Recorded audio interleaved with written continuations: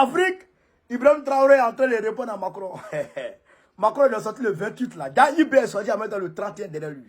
Frère, écoutez cette vidéo. La CDAO, Bazoum, Blaise Compaoré, Draman Ouattara, la CDAO, quoi, il les a tous mélangés puis les a allumés là-bas.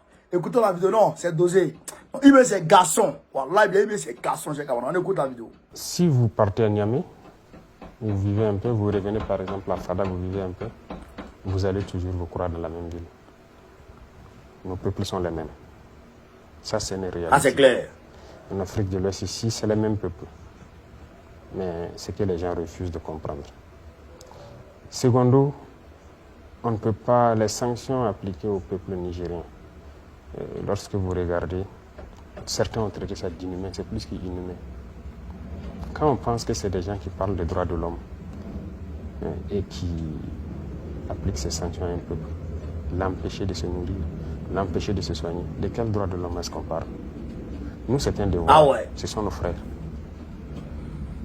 S'ils ont faim et que nous en avons mangé, on va leur donner. C'est le principe de base en Afrique. Lorsqu'il y en a pour un, il y en a pour deux. On peut couper nos rations et les donner. S'ils sont malades, on peut leur donner des médicaments. Ça, nous allons le faire autant qu'on peut. Donc nous soutenons fortement le peuple nigérien sur ce volet. Sur le volet sécuritaire, il faut dire qu'on est liés. Si on laisse le Niger se désintégrer, tout le monde s'est assis à regarder la Libye en son temps. Oui, on était là, on a suivi. Tout le monde a laissé faire. La Libye s'est désintégrée. On est où maintenant? Tout s'est déversé ici et nous voilà dans des problèmes. On va encore laisser le Niger se désintégrer? Non. Non. Je disais que nous avons commis des erreurs. Si le Burkina avait soutenu sérieusement le Mali en son temps, soutenu le Niger, le terrorisme n'allait peut-être pas arriver ici. Mais on est resté là parce que les gens à l'époque ont peut-être reçu les instructions de rester là pour que ça se déporte chez nous aussi. Donc nous avons bien compris la leçon et ça ne va pas arriver une deuxième fois. Donc la sécurité du Niger, c'est notre sécurité. Voilà pourquoi on tient à sauver ce peuple-là, pour que ça ne se désintègre pas, pour qu'ils ne connaissent pas une certaine souffrance. Voilà un peu notre position. Bien sûr, nous avons décidé en Conseil des ministres, ça va passer à l'Assemblée. L'Assemblée va décider. Nous essayons de suivre les règles. Voilà, l'Assemblée, c'est la représentation du peuple. S'il décide, eh bien, nous avons l'accord. De toute façon, bien avant ça, on opérait très bien avec l'armée nigérienne. Voilà. Et à un moment donné, voilà, le président de Chia a décidé de ne plus opérer. Et ça nous posait des problèmes parce que ceux qui nous attaquent de l'Est et quitter le Niger, ils viennent et ils repartent tranquillement. On n'avait pas l'autorisation de rentrer de poursuite. On peut les observer depuis nos avions, ils repartent tranquillement. Là, il y avait problème. Mais là, aujourd'hui, déjà, avec voilà, ceux qui sont en place, lorsqu'ils attaquent et ils rentrent, on frappe, on rentre. Voilà, donc il y a cette possibilité déjà. Donc c'est déjà très bien. Et maintenant, si on veut s'attaquer au peuple nigérien, on va s'y opposer.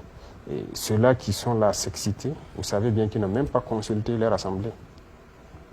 Même la CEDEAO, il y a une assemblée à la CEDEAO. Elle n'a pas été consultée. Donc c'est des chefs d'État qui décident d'aller en guerre parce qu'on les a dit d'aller en guerre. Eh bien nous, on a fait aussi. En tout cas, c'est passé en Conseil des ministres, ça va passer à l'Assemblée et on se prépare. Beaucoup d'États sont dans cette lutte de libération. Parce que, comme vous l'avez dit, c'est le néocolonialisme. Beaucoup d'États sont dans cette lutte actuellement. Et déjà, donc, on ne peut pas être isolé. Parce que nous sommes amis à ces luttes-là, à ces États-là. Tout le monde lutte aujourd'hui pour un monde multipolaire. Donc, nous avons des partenaires dans le même sens. Ça ne peut pas nous isoler. Au contraire, ça renforce nos liens avec d'autres. Parce que ce néocolonialisme, il faut que... C'est de l'esclavage. Ça doit s'arrêter. Et beaucoup de peuples sont dans cette lutte, donc moi je ne pense pas que ça puisse nous isoler. Et d'ailleurs, comme je dis, à l'intérieur, nous avons des capacités, nous avons des potentialités, nous avons beaucoup de choses que nous pouvons développer nous-mêmes. Il y a des États qui ont été isolés, mais quand vous êtes isolé, vous n'avez pas le choix, vous êtes obligé de tout développer. Nous en sommes capables aussi. Donc, on ne craint pas. De toute façon, nous ne sommes pas ennemis avec le peuple français. C'est la politique de ceux qui dirigent la France qui pose problème en Afrique. Donc, Macron. tant qu'un État n'est pas dans un esprit impérialiste, un esprit d'esclavagisé, il n'y a pas de problème. Mais tant qu'il y aura de ces esprits-là, cette idéologie, il y aura problème. Il faut qu'on accepte de se regarder c'est-à-dire d'égal à égal. Ça, c'est un principe de base. Il faut qu'il y ait le respect. Il faut qu'il y ait le respect. Et tant qu'il n'y aura pas ce respect, ça sera un problème.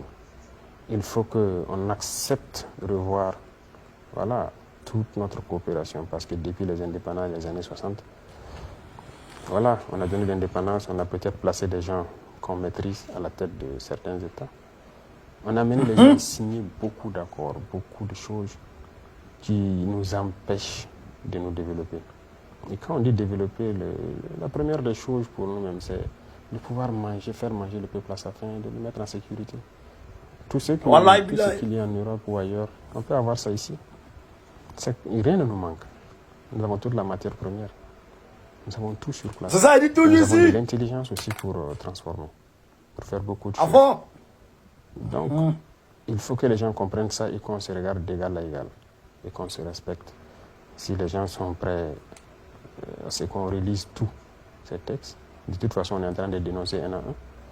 Chaque fois qu'on lira et que c'est contraire aux intérêts du peuple, on ne va pas accepter. Et donc, il y a des principes de base qu'il faille respecter pour qu'on ait de très bonnes relations.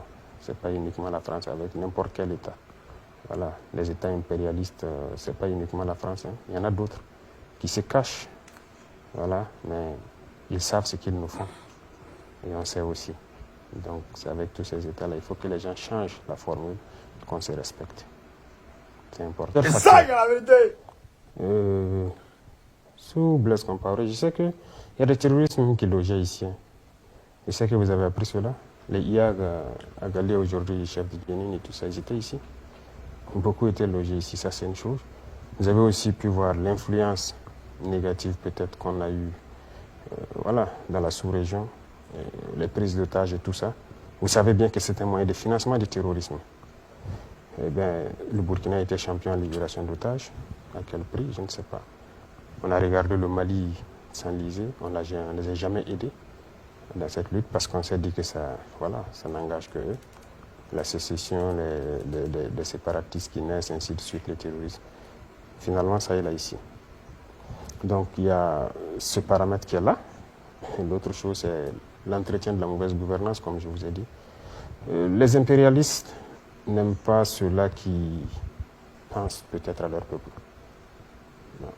Parce qu'il faut maintenir le peuple dans la domination, dans cette pauvreté, dans cette situation de fragilité, pour les assister en permanence. Et que chaque fois vous croyez que non, il faut que ce soit eux qui vous aident.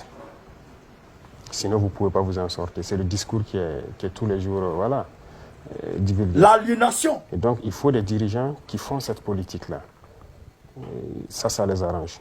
Lorsqu'on vient vous signer certaines conventions, on vous promet des pourcentages durant plusieurs années. De toute façon, vous, en tant que dirigeant, et puis peut-être vos proches, vous êtes bien. Mais et le peuple, voilà, c'est ce que nous refusons. Nous refusons, nous ne sommes pas dans cette logique. Donc il y a beaucoup de paramètres qui font que peut-être que lui faisait leur politique. Donc il y avait cette stabilité. Mais comme je dis aussi, c'était préparé. Quoi qu'on dise, l'armée s'est déstructurée depuis ces années-là. Le terrorisme est arrivé. Malheureusement, la mauvaise gouvernance a continué jusqu'à là. C'est un système qui est là. Les armées étrangères se sont installées. On vous impose beaucoup de choses. Mais si vous n'avez pas le courage de... D'abord, il faut peut-être faire une petite enquête des jeunes officiers qui étaient sur le terrain. Et puis enquêter, voir quand ils manœuvraient peut-être avec ces contingents-là, quelle était la situation. Voilà. Lorsqu'on lutte contre le terrorisme, on lutte. On ne fait pas semblant.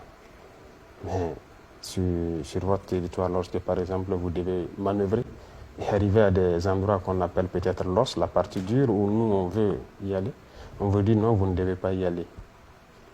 Vous devez vous arrêter là. Ça, il y a problème. Enquêtez sur ça, vous allez voir. L'autre chose, c'est que c'est lorsque le contingent démontait que nous-mêmes nous sommes rendus compte de l'arsenal qu'ils avaient ici, les avions de combat. La même française, hein.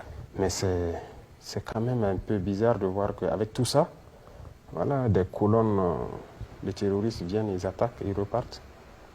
Aujourd'hui, ils ne sont pas là, mais nous, on arrive à détecter, on arrive à frapper ces colonnes-là. Donc, il n'y a pas de sincérité, en fait. Voilà pourquoi on a décidé de lutter nous-mêmes. On sait que c'est dur, mais c'est la meilleure solution. Pas uniquement la défense. Nous avons décidé de tout faire de façon endogène. Même l'économie, vous avez, si vous suivez l'actualité, vous comprendrez que quand on met en place l'APEC, par exemple, c'est pour nous financer nous-mêmes notre propre économie. La défense aussi, c'est pareil. Vous allez jusqu'aux ressources naturelles, on veut l'exploiter nous-mêmes. On ne veut pas continuer à laisser dilapider les ressources pour que ça profite au Burkinabé. Donc, en matière de défense, c'est normal. Nous avons atteint un niveau assez critique dans ce conflit. Voilà, ce terrorisme-là qui endeuille nos familles. Il va de soi qu'on essaie d'impliquer tout le monde. Et ce n'est pas la première fois que ça arrive. Je suis déçu de voir certaines personnes. En fait, c'est ça aussi l'impérialisme. On tente toujours à vous dire que vous devez faire ce qu'eux ils veulent, mais pas réfléchir de vous-même pour trouver une solution. Et même quand la chose se manifeste de façon concrète, ils ont toujours tendance à vous dire non, ce n'est pas la même chose. Parce que peut-être eux, ils sont des êtres supérieurs, suprêmes par rapport à vous. En Seconde Guerre mondiale, toutes les deux guerres, nous, nos parents ont été prélevés ici, des civils. Ils sont allés aider la France, non? Ils ont combattu. Allez-y aujourd'hui en France, vous allez trouver donc des places carrément baptisées avec les noms de nos martyrs. Mais c'était des civils. Est-ce qu'ils étaient même volontaires? Non. On les a prélevés de force. Aller défendre la France. Aujourd'hui, c'est décevant de voir que ces mêmes dirigeants français disent que nous engageons des civils. De qui on se moque? Nous n'avons pas le devoir de nous rappeler de l'histoire. Nous n'avons pas le devoir de leur dire que vous avez fait ça, vous continuez de le faire. Jusqu'aujourd'hui, ça se passe en Europe. Et d'ailleurs, même, je pense que récemment, ils ont adopté un texte comme ça dans la France. De mobilisation générale, si on peut dire. Donc, nous n'avons pas ce droit. Allez-y comprendre. Donc, c'est dans ce contexte que nous avons décidé de lutter, de façon endogène. Voilà, nous comptons sur nos propres forces. Et aussi, nous avons de nouveaux partenaires qui nous appuient de façon technique et autre, en termes d'équipement et tout. Voilà un peu le concept. Donc, ce n'est pas uniquement la défense, l'économie et beaucoup d'autres paramètres. Ça sera endogène. Et nous avons la capacité. Liberté d'expression. Eux, ils ont fermé des radios aussi, non? Vous savez que même en 2022-2023, ils ont fermé des radios. Donc, la liberté d'expression doit s'imposer chez nous, ça ne doit pas s'imposer sur eux. Et là, il y a problème. Ou bien nous ne sommes pas des êtres au même titre. Donc là, il y a un problème. Lorsqu'ils ont jugé que les radios ne sont pas bien pour eux, ils ont fermé. Mais ici, les radios qui font des propagandes, qui cherchent à donner plus d'aura à l'ennemi, à faire amplifier le conflit et tout, nous allons fermer. Ce n'est pas seulement occidental, même les radios locales qui s'alignent dans le sens de l'impérialisme, on va fermer. Il n'y aura pas de sentiment sur ce volet. Parce que tout ce qu'ils divulguent, la propagande qu'ils font, ça tend à chaque fois donner en fait, une autre vision du conflit, ensuite à amplifier le conflit, à donner une autre idée du conflit, c'est-à-dire ils veulent changer la mentalité de nos peuples en fait. Tout ce qu'ils disent c'est dans ce sens. Écoutez très bien actuellement les événements qui se passent. Lorsqu'ils prennent la parole, ces journalistes-là, c'est partisan. Voilà, donc nous n'allons pas accepter cela. Nous sommes en guerre et en guerre, il y a une communication à faire. Aujourd'hui, quand vous regardez le conflit dans le monde, lorsqu'ils commandent, vous savez quel parti ils ont pris. Mais nous avons aussi ce droit. Et donc, nous voulons des gens qui vont communiquer, qui vont encourager nos forces, qui vont encourager le peuple qui est très résilient là, à maintenir la pression, à tenir bon pour qu'on y arrive. Tous ceux qui viendront, qui seront dans le sens contraire, on ne va pas accepter. La phrase « la patrie ou la mort, nous vaincrons », ça veut tout dire, surtout dans ce contexte. Et il faut retenir que le camarade président Thomas Sankara, il a mené une lutte pour la liberté. une lutte en faveur de tous les peuples opprimés, une lutte en faveur de l'Afrique. Oui, nous menons les mêmes combats, ça oui. Plusieurs idées déjà développées par le capitaine Thomas Sankara sont d'actualité aujourd'hui, qu'on le veuille ou pas. Je vous disais tout de suite que vous savez que sur la révolution, le Burkina, on mangeait à notre faim, on exportait. Oui, les haricots verts, la pomme de terre, les céréales et tout, tout le monde mangeait à sa faim. On exportait. L'armée se portait très bien, était bien équipée. Comment vous pouvez comprendre que après, quelques années après lui, et à la fin, la bataille de l'eau et beaucoup d'autres choses, il a mené des combats justes pour le Burkina et pour l'Afrique et un peu partout dans le monde. Oui, pour tout ce qui est positif, nous prenons le bon exemple et nous essayons d'améliorer et d'adapter à notre contexte. Donc, quelque part, oui, on peut le dire ainsi. Il n'y a que cette piste pour révolutionner nos vies. Et toutes les grandes nations de ce monde-là sont passées par des révolutions pour être là aujourd'hui. Nous savons que nous sommes conscients qu'en appliquant un peu de ce qu'il a fait, par exemple, l'autosuffisance alimentaire, nous pouvons y arriver toujours. Et moi, je m'attendais à ce que vous, les journalistes, peut-être les journalistes au Burkina, ici même, commentent ce qu'il a dit. Parce que j'ai écouté un peu, oui. Pourquoi tant d'acharnement? Il y a eu beaucoup de coups d'État. Et puis quand on dit coup d'État, ce n'est pas uniquement militaire. Pourquoi quand les civils font leur coup d'État, on ne parle pas? Puisque s'il y a des textes écrits qu'on appelle constitution, qu'on doit respecter, parce qu'on a juré, on a prêté serment de respecter, ces civils-là font des coups d'État, on n'en parle pas. On les encourage. Ils tuent leur peuple. On n'en parle pas. Il n'y a pas de droit de l'homme. C'est normal. Ils sont reçus, on déroule le tapis rouge. D'autres militaires, peut-être même, sont encouragés. Mais pourquoi au Niger, il y a un problème? Depuis on se pose la question. Ou bien on n'a pas le droit de réfléchir.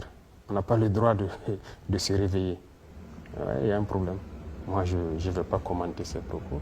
En tout cas, j'attends à ce que nos différents médias, et voilà, panafricains et tous, commentent ces propos. Parce qu'il y a beaucoup de messages dedans.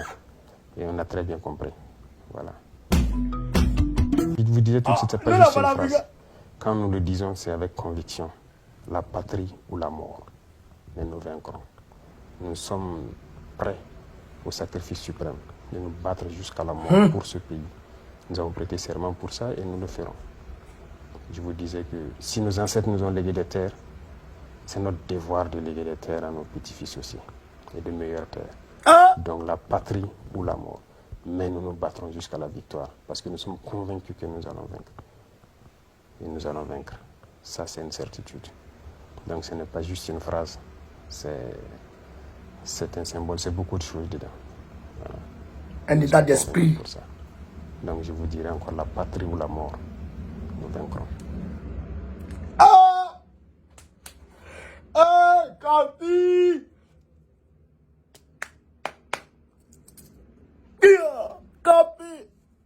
Capi! Capi! Oh, le Capi! Camarade d'Afrique. Camarade d'Afrique. Est-ce que je dois commenter même? Est-ce que je dois commenter? Mais je vais commenter un peu parce que le Capi a dit il faut que nous, les panafricains, on prenne le dessus.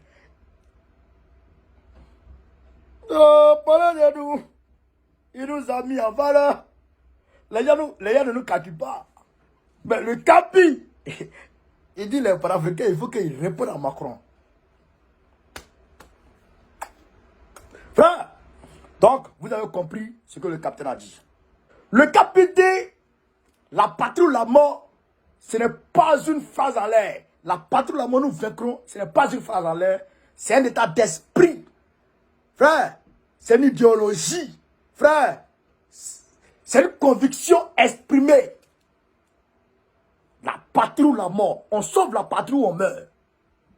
Mais nous allons vaincre.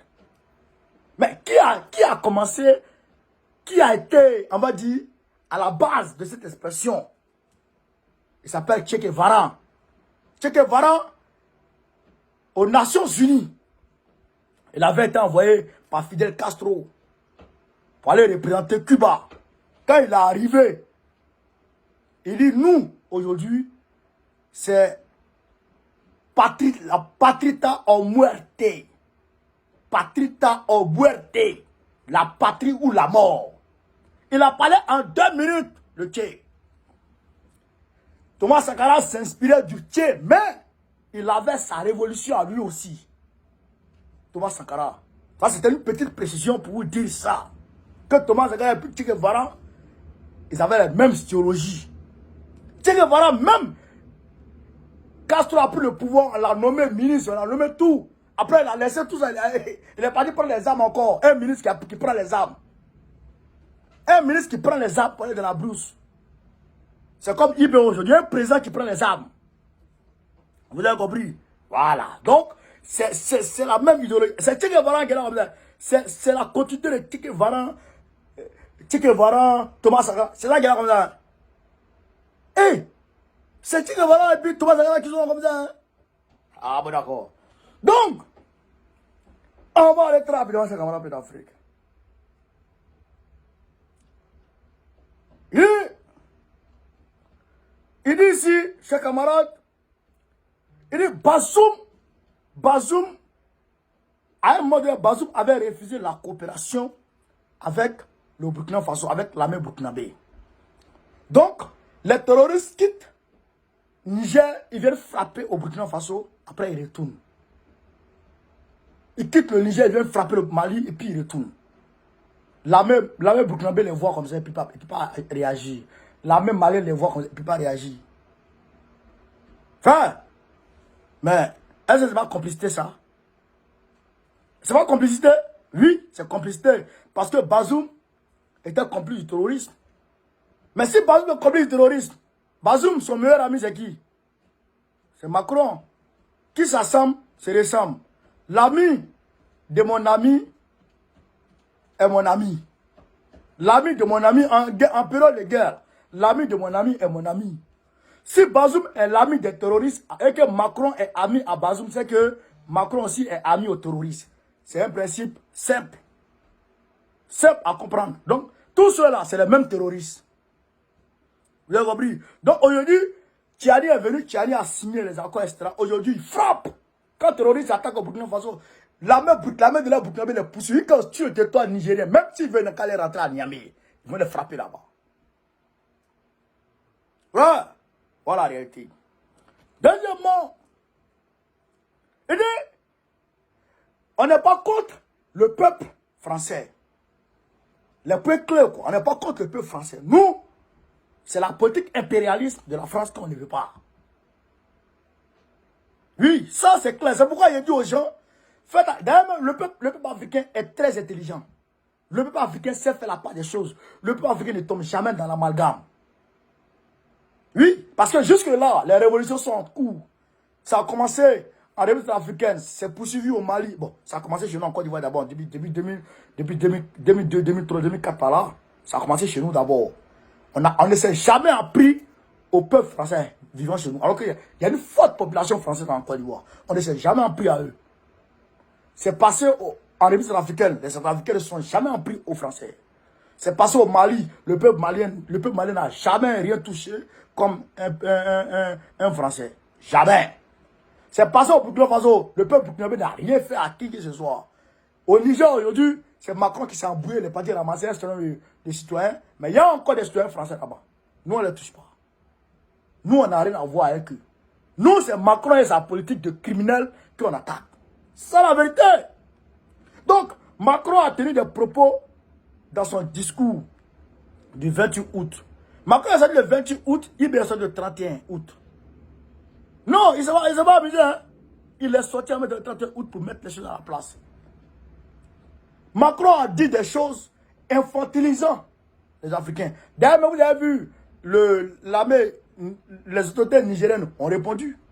Des propos infantilisants, des propos visant à créer la division entre ethnies. Quand il dit Bazoum est d'une ethnie minoritaire. Vous comprenez ça? C'est pas pour chercher à mettre les gens par là. Ethnie là, tu as quoi à voir dedans? Toi, tu n'es pas de l'ethnie de Bazoum. Tu n'es pas nigérien. Ta bouche est quoi dedans? Maintenant, tu as honte, tu vas négocier, tu vas négocier un redéploiement. Fallait rester. Fallait rester, tu vas voir ce qu'il y a dedans. Voilà. Donc, il dit, voilà. Il dit, on va aller d'abord au niveau de la CEDEAO. Il dit, eux là, lui, Ibé là, il a, comment on appelle ça, le projet d'envoyer les militaires, de rentrer en guerre contre quiconque va s'attaquer au Niger. En conseil des ministres, ils ont validé le projet. Maintenant, le projet va aller à l'Assemblée nationale, va passer devant l'Assemblée nationale. L'Assemblée nationale va se prononcer dessus. Quand l'Assemblée nationale va finir de se prononcer dessus, maintenant, il aura le OK parce que l'Assemblée nationale, c'est la représentation du peuple. Donc, eux, ils vont parler, après, ils vont voir ce qu'ils peuvent faire. Mais, les pays de la CEDEAO n'ont pas fait ça. Il n'y a que Tinubu qui a posé des questions à son Sénat. Vous comprenez? À part Tinubu, ni le Bénin, ni la Côte d'Ivoire, ni le Sénégal n'a posé la question à leur Assemblée nationale. Vous comprenez? Des gens maudits. Des gens maudits qui ne respectent rien. Et il me dit, il y a aussi le coup d'état civil, comme le Blanc-Boro ne cesse de le dire. Il y a des coups d'état civils. Les coups d'état civils, quand les civils violent la constitution et qui se mettent au pouvoir, et à la clé des morts, des centaines de morts, des milliers de morts, la communauté internationale, d'ailleurs même Macron valide, et d'ailleurs il dresse le tapis rouge pour que ceux-ci puissent parler. C'est pourquoi d'ailleurs nous, on le dit, nous les Panafricains, on t'aime pas. On ne va jamais t'aimer Macron. Il y a ta mort, il y a nos morts, nous en tout cas, nous on ne va pas t'aimer. Et tous ceux qui seront amis à toi, on ne les aime pas. Ça, c'est déjà ancré dans nos têtes. Ça ne peut plus sortir. Même si tu changes, c'est-à-dire que tu changes à 180 degrés. C'est-à-dire que tu fais un virement de 180 degrés, on ne va pas t'aimer. Toi, on ne peut plus. Même si tu veux, va au ciel et puis tu viens. Viens avec les anges de Dieu. On ne va pas t'aimer. C'est fini, toi et nous. C'est-à-dire que c'est le divorce total. Macron et puis panafricain, c'est le divorce total. Ça même, ce n'est plus à négocier. On ne peut plus s'entendre dans la vie. En tout cas, moi, on connaît. Toi et moi, on ne peut plus s'entendre dans la vie. Quand on va mourir, bien on va revenir. C'est comme Draman. Draman et moi, on ne peut plus s'entendre dans la vie. Même s'il veut qu'il aille chercher les jardins du paradis pour envoyer en Côte d'Ivoire. Et puis, frère, tu manges et puis, non, tu manges. Non, mais attends. Même s'il veut, il a construit villa pour tous les Ivoiriens. Draman et moi, on ne peut plus être d'accord. Ça, c'est fini. Parce qu'il a atteint un seuil de non-retour. Voilà, lui et moi, c'est pareil. Donc, tout ami de Draman devient mon ennemi. Moi, le principe est clair. Moi, tu es ami à Draman, je ne suis plus ami avec toi. Non seulement tu n'es plus mon ami, mais je t'attaque. Oh, ouais, les gars ne me connaissent pas, quoi. Donc, il a dit ça. Troisièmement, il dit la prise d'otage. Ah, Yaga Gali et puis beaucoup de terroristes vivaient à Ouagadougou. Oui, Djendjere, les contingents de la MINUSMA, le contingent burkinabé de la MINUSMA, que Djendjere gérait là, c'est eux qui étaient les coussiers des terroristes. C'est eux qui transportaient les terroristes du Burkina Faso pour aller l'envoyer en Algérie, ou bien les prenaient de l'Algérie, ils les envoyaient en brousse, ils partaient les prendre en brousse, ils les envoyaient chez Yaga Gali. Yaga Gali leur donne des instructions, Yaga Gali leur donne l'argent, après ils se déportaient en brousse pour aller faire les sales trucs. Donc, eux, ils ont laissé, ils n'ont pas, Blaise Compaoré n'a pas soutenu le Mali. C'est pourquoi les gens disent, ah, quand Blaise Compaoré était là, il y avait la paix. Mais quand Blaise Compaoré était là, Blaise Compaoré s'associait aux terroristes et aux patrons des terroristes pour tuer le Mali, comme il a fait avec la Côte d'Ivoire, Blaise Compaoré. Blaise Compaoré, quand on va prendre le pouvoir là, mon frère, il faut te chercher. Comment prendre le pouvoir en Côte d'Ivoire? Il faut te chercher. Parce qu'on te met dans le carton. Tu es scotché. Et puis tu te mets en haut de les cas de Burkina Faso là. Les cas qui quittent au Burkina Faso par Côte d'Ivoire. Et qui quittent encore pour aller au Burkina Faso direct là. En passant par Ouagadougou. On va te mettre, on va t'attacher, on va te mettre en haut du car. Puis on va t'attacher là-bas. On va te jeter quelque part là-bas comment on appelle ça? À signaler. On va te jeter à signaler. Tu vas comprendre que dans la vie, on peut prendre quelqu'un pour le mettre dans le car pour l'envoyer à signaler. Donc, camarade Paix d'Afrique. Donc, voilà ce qu'il a dit. Et il dit que Blaise Compaoré aussi était le maître comment dirais-je, de la libération d'otages. Alors que la prise d'otages était un moyen de financement du terrorisme. On prend quelqu'un en otage et puis on demande de l'argent en retour. Alors quand tu t'en vas donner l'argent, c'est comme tu es en train de les financer. Cet argent-là, ils prennent ça, ils achètent des armes, ils font ceci, ils font cela. De façon indirecte. Les journalistes français qui prennent, les journalistes américains qui prennent tout ça, c'est fait sciemment. Frère, non, on salue Ibi encore pour cette sortie chirurgicale. Allez partager. Vive l'Afrique libre. Vive le panafricanisme. Vive tous les présidents panafricains. Gbagbo, notre président de la République Côte d'Ivoire en 2025, Inch'Allah. Partagez la vidéo, chers camarades. Partagez-la, mettez-la partout à travers le monde entier. On est ensemble. Merci.